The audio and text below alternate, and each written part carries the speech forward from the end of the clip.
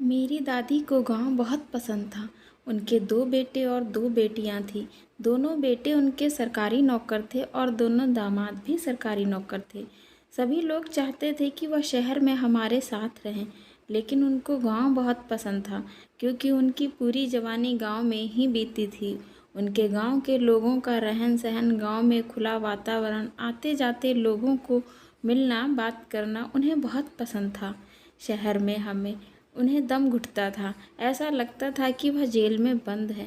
इसलिए उन्हें कोई भी अपने घर लेकर के जाता तो वह ज़्यादा से ज़्यादा 10 दिन ही रहती थी।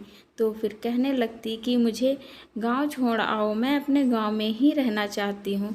जबकि दादी को दिखाई नहीं देता था, वह चल भी नहीं सकती थी। गांव का घर भी कच्चा था जिसमें पानी टपकता था।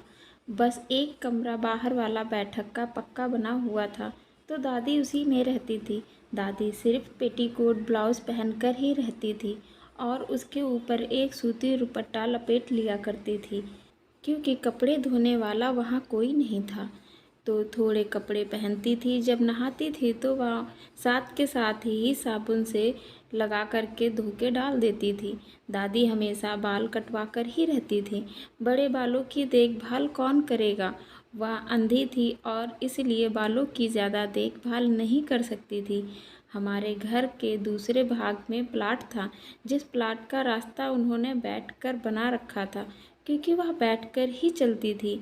तो रास्ते में पड़ने वाली सारी घास को वह हाथों से ही उखाड़ के फेंक देती थी, जिससे वह रास्ता साफ रहता था और उन्हें पता चल जाता था कि यही रास्ता है। लैट्रिन बाथरूम जाने के लिए वह यही रास्ता इस्तेमाल करती थी और प्लाट से बाहर चली जाती थी। पीने का पानी भरने के लिए वह किसी भी बच्चे को 2 रुपए दे देती तो वह पानी भर के ला देता था और साथ में नहाने का भी पानी भर देता था, क्योंकि कोई भी जाता घर में से तो उनको कुछ न कुछ पैसे दे कर के ही सभी लोग आते थे। इसलिए दादी के पास हमेशा ही पैसे रहते थे। साथ में आटा और चावल भी घरों से पहुंच जाता था। जब भी उनके बड़े बेटे के घर से कोई आता या छोटे बेटे के घर से कोई आता तो ज़रूरत का सारा सामान उनका पहुंचा देते थे। थोड़ा सा आटा पड़ोस में दे करके वह रोटियां बनवा लेती थी और सब्जी वह खुद ही दे देते थे। इसलिए दादी को गांव बहुत पसंद था। हर एक चीज़ को खाने का उनका मन करता वह मांग लेती थी, क्योंकि उस गांव में उनकी कुछ बहुत ही पुरानी पक्की सहेलियां भी रहती थी, जो हमेशा आते जाते चक्कर लगा लेती थी। इसलिए उन्हें पता था कि किसके घर में क्या है और जो कुछ भी खाने का मन करता था वह उन लोगों से मांग लेती थी। उस गांव में वहाँ चप्पे चप्पे से वाकिफ़ थी। उन्हें पता था कौन सा फल का पेड़ कहाँ पर है और किस पेड़ का फल मीठा है। फलों के मौसम के आने पर वह बच्चों से उन पेड़ों से फल तोड़कर मंगवा लेती थी। गन्ने खाने का मन हो या कच्चे गेहूं के होरा खाने का मन है, बस सब कुछ मंगवा लेती थी। जिन चीज़ों को उन्होंने पूरी जवानी में खाया था, आज भी वह घर बैठकर उन चीज़ों को खाने के मज़े ले रही थी।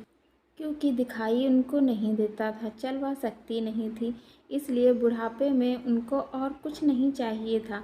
बस मनचाही चीज़ खाने को मिल जाए और लोगों से इधर उधर की बात करने को मिल जाए, बस यही उनकी ज़िंदगी के लिए सुख था। इसलिए वह गांव छोड़कर कहीं भी जाना पसंद नहीं करती थी।